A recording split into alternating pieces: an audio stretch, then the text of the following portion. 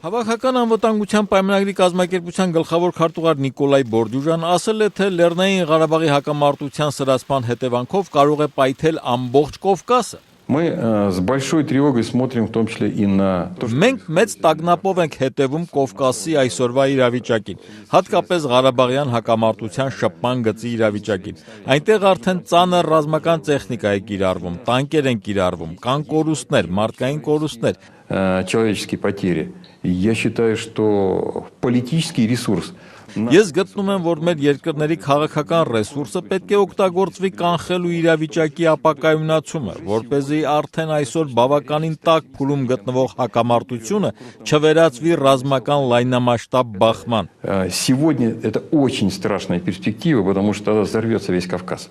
Այսօր դա շատ սարսափելի հեռանկար է, որովհետև կպայթի ամբողջ Կովկասը,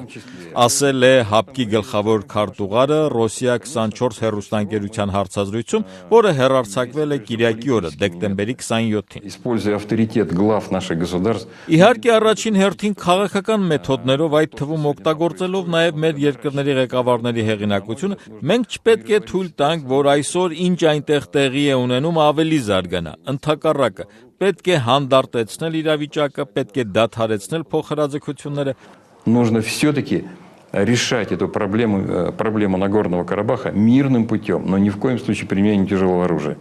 Ամեն դեպքում Լեռնային Ղարաբաղի խնդիրը պետք է լուծել խաղաղ ճանապարհով, ոչ մի դեպքում չպետք է ծանր տեխնիկա կիրառվի։ Բորդյուժան ասել է, թե սա խնդիրներից մեկն է, որին մենք բախվում ենք։ Նիկոլայ Բորդյուժան հաստատել է այն լուրերը, որ հունվարի 1-ից ՀԱՊԿ-ի գլխավոր քարտուղարը պետք է լիներ Հայաստանի ներկայացուցիչը։ Вообще предполагалось, что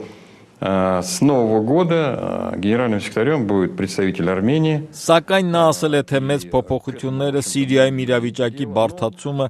նաև ռուսական օդանավի դավաճանական կործանումը, դրան գումարած ներքին խնդիրները կապված ռոտացիոն կարգով բոլոր պաշտոնյաների նշանակումների հետ, ահա այս բոլոր խնդիրների պատճառով որոշվեց եւս 1 տարով երկարաձգել ՀԱՊԿ-ի գործող գլխավոր քարտուղարի լիազորությունները։ Вот почему договорились продлить на год